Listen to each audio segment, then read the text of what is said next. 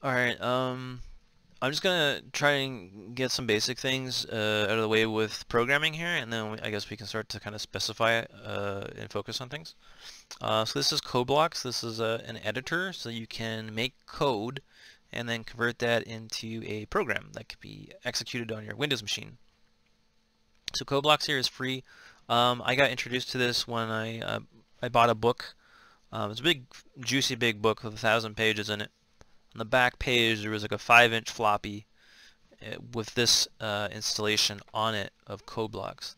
So I've been using it ever since. But I don't do this professionally. I just do it as a hobby. When I showed somebody what I was doing and they were actually a professional programmer, they were laughing at me hysterically. I think the gold standard for them is they use Microsoft Visual Studios, and they said that they even offer that for free. I haven't looked into it, but if you're wanting to start off with a newer IDE, then I would probably recommend looking into the Microsoft one. And if it's actually free, then probably it's best to use that. But I'll be showing you with Codeblocks. I've been using it for many years. It's open source, it's free, and it's fairly lightweight, I think, in compared to what you would get in like Visual Studios or something. Okay, so let's just start here. So we're going to create a new project. So we're going to click on Project. This is going to give you a bunch of options. Basically, it gives you a template to work from depending on what you want to do. We're just going to make a console application. This is just going to open up a little DOS box and print stuff to the screen. We're not going to be doing anything more complex than that. So we're just going to click on the console and then click Go. You have to go through the wizard here, click Next, and then you're going to do C++.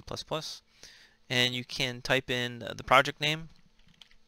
You have to configure the location of the folder where you want to save it, and then click on Next. Okay. Then it's going to ask you to set your compiler. By default, I think Codeblocks comes with a GCC compiler, so you can select that. And at the very least, have release enabled. Actually, just disable debug to just enable release. I'm not going to be covering debugging stuff, so get to Next. It should create it. So if we expand the sources and double click on this main.cpp, it should bring up the text file. And this is the code or script that gets converted by the compiler into a stream of instructions that can then be executed and ran to your processor to perform work. So basically, just to compile this, you just click on this thing. That's this little green arrow, and it will compile this, and a little DOS box pops up. In this case, it just prints hello world in the script here, and it's now been compiled. When it gets executed, it just says hello world. Really simple.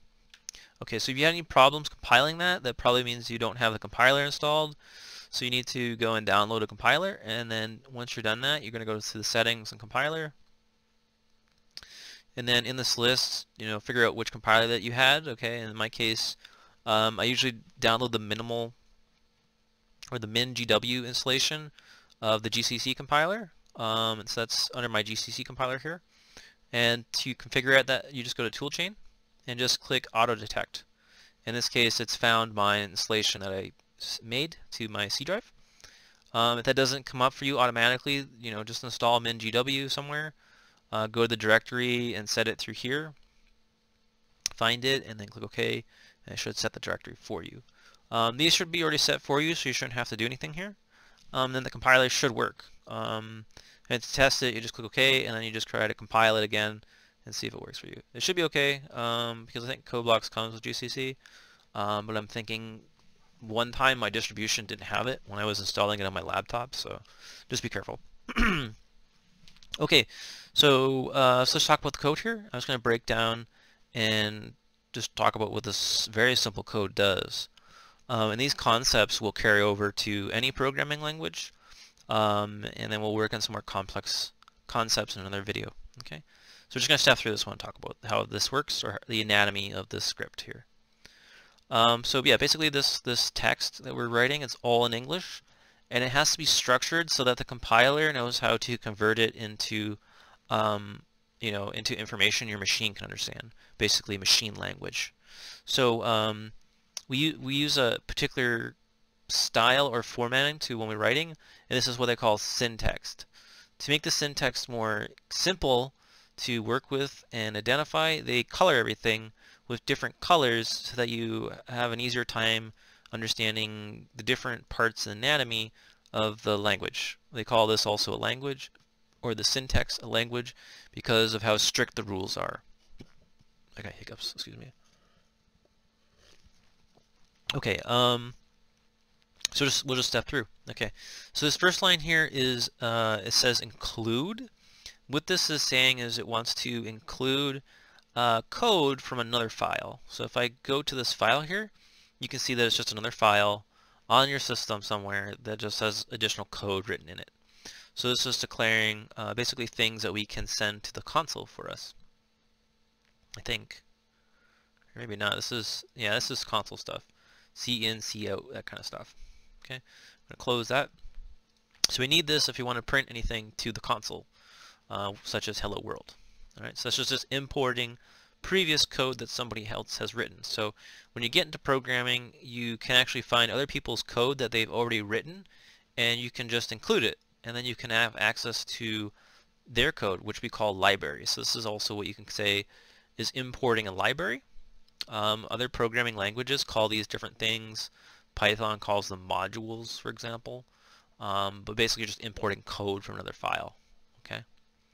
Alright, this one, using namespace, I think might be unique to C++.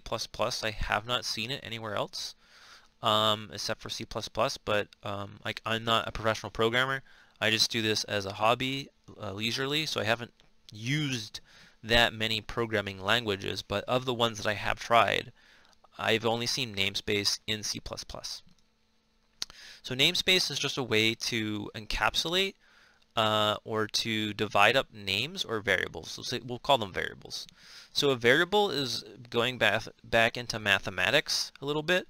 When you have a number and you want to store it somewhere, so for example in math, you might have an algebraic equation such as 1 plus x equals 2. And x takes the place of an unknown variable or unknown number, and we call that a variable. And they might say in class, figure out what x is. You have to find out what x is, right?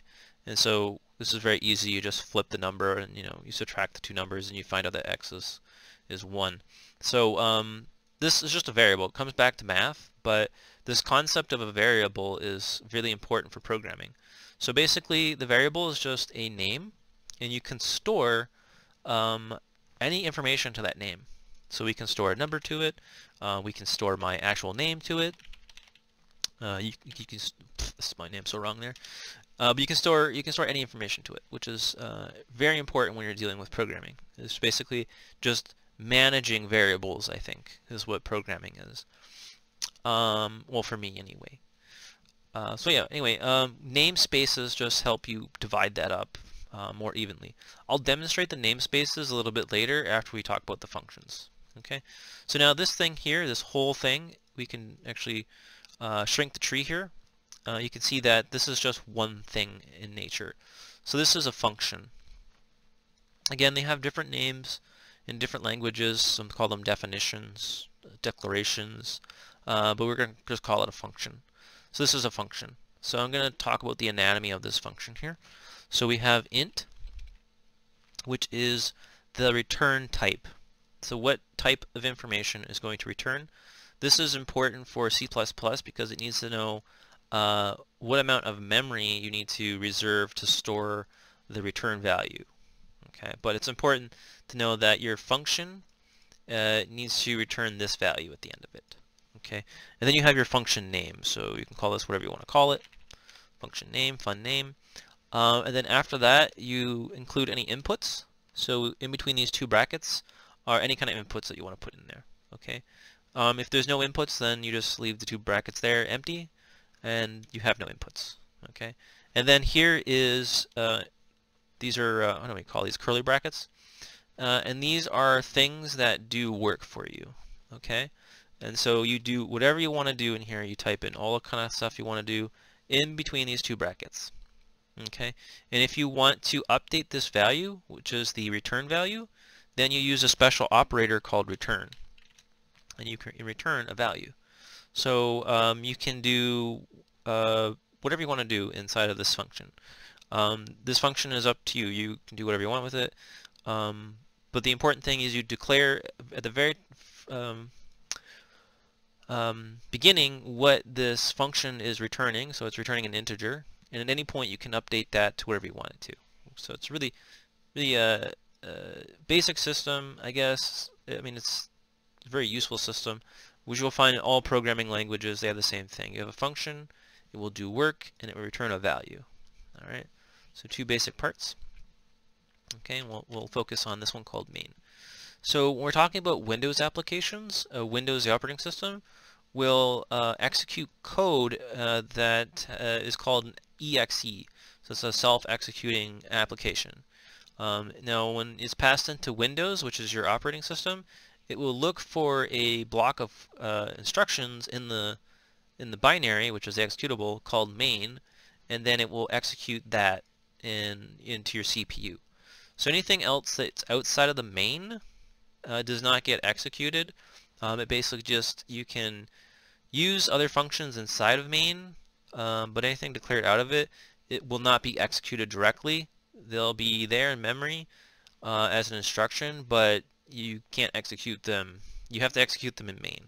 Okay, so main is really important. You're going to see this pop up pretty much in C++ because it's dealing with self-executables. But when you're dealing with other things such as Python, where there's scripts, you will still see main, but you don't have to really focus on that. You can just make a bunch of functions and you can import them into another module and then execute your main into a different module, basically. You can do the same thing in C++. You have the capability of making other files and linking them with this capability. Okay. But C++ mainly you're dealing with main, where in Python we're usually dealing with it being a part of like it's being linked with an API. So for example, Gnosis or Blender, you don't have a main. What you do is you register to the application, and then the application will see your Python program and then execute it. So you don't have a main. But because this executable in C++ is self-executing, we need to have a main. Okay, you have to have a main.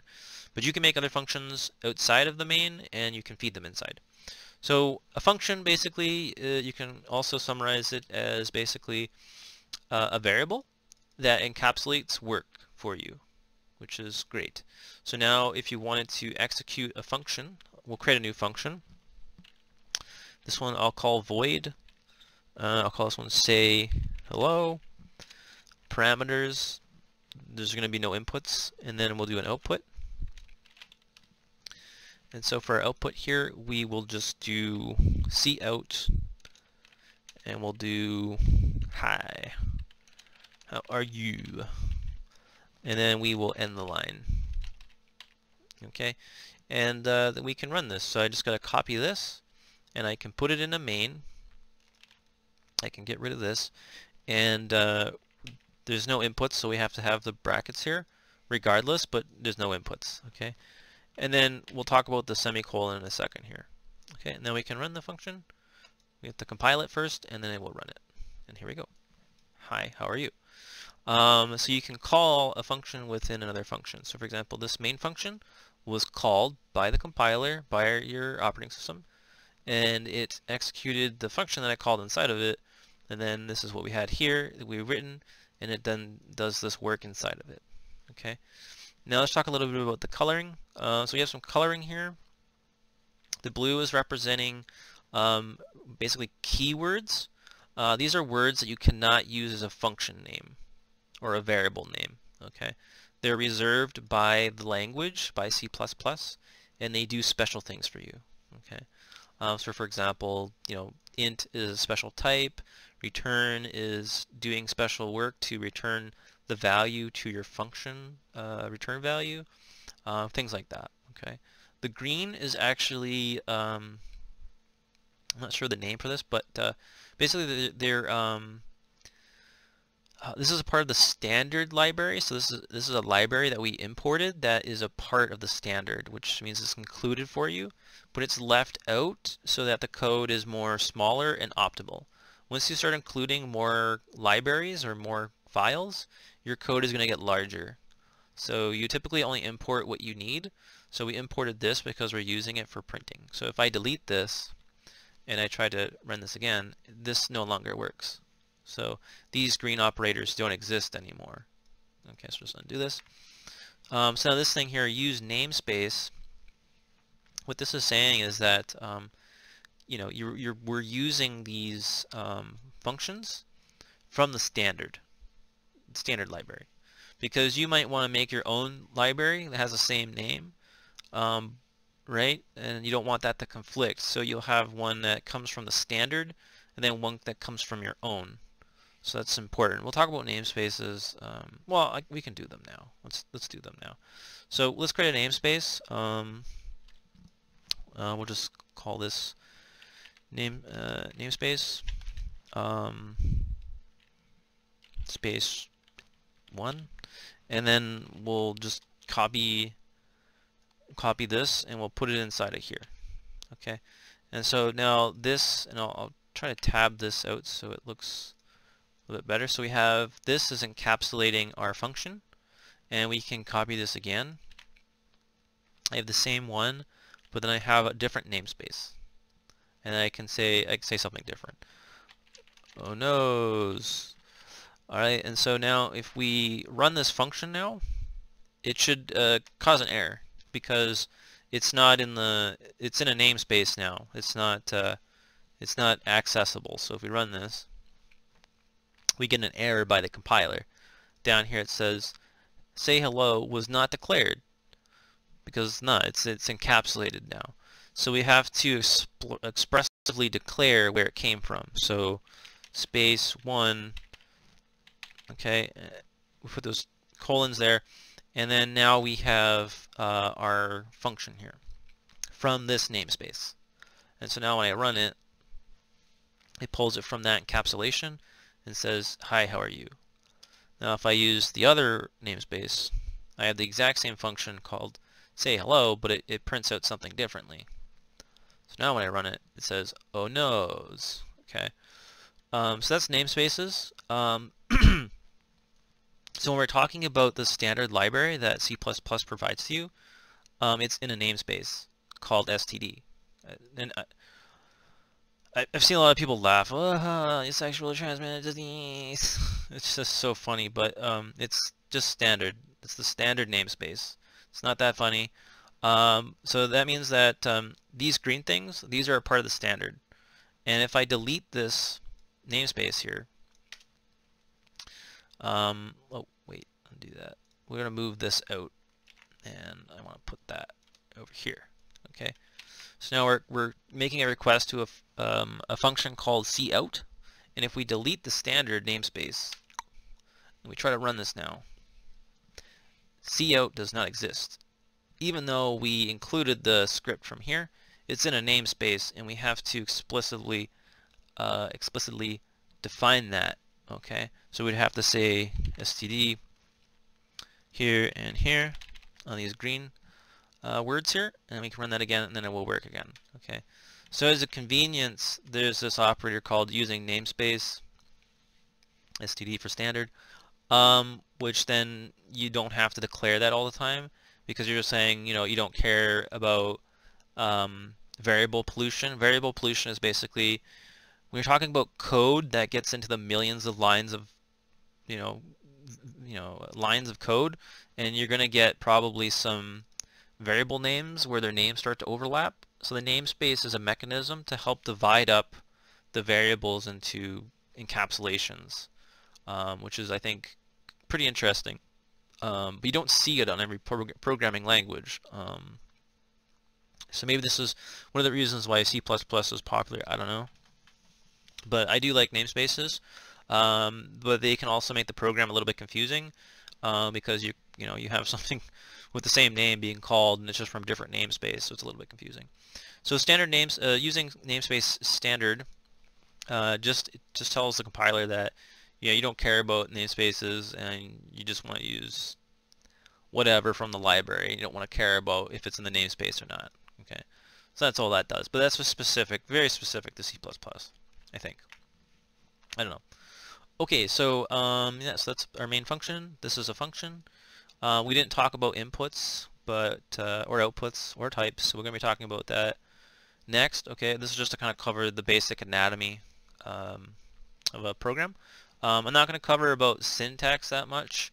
For example, these semicolons are a part of the syntax. They denote when you are done with a line. Okay, the reason for this is that on different computer systems, the new line is not a standard thing. So if you imagine this text file not having any new lines, that is exactly how the interpreter is seeing it, and it's having a hard time knowing when you're done with a line. So you have to separate each line with this semicolon, and it requires that. There's no workaround. I think that's actually cool. I think that's a great idea. I tried to get involved with text processing, and dealing with text is a pain in the ass. This makes so much sense. Actually, it solves so many problems, so this is fine. But every time you finish a line, just doing a namespace is not enough. You have to actually type this in manually, and I don't know if a newer IDE will do this for you automatically, but it probably will insert these automatically, I would assume. But yeah, you'd have to, every time you end a line, you have to semicolon it, and that's part of the syntax. Okay, but I'm not going to focus too much on syntax here. We're just going to talk about the basic concepts. So the next one we're going to talk about data types, which is kind of the syntax, but we're talking about the philosophy is how data works on your file in your computer. Okay. All right. See you next one.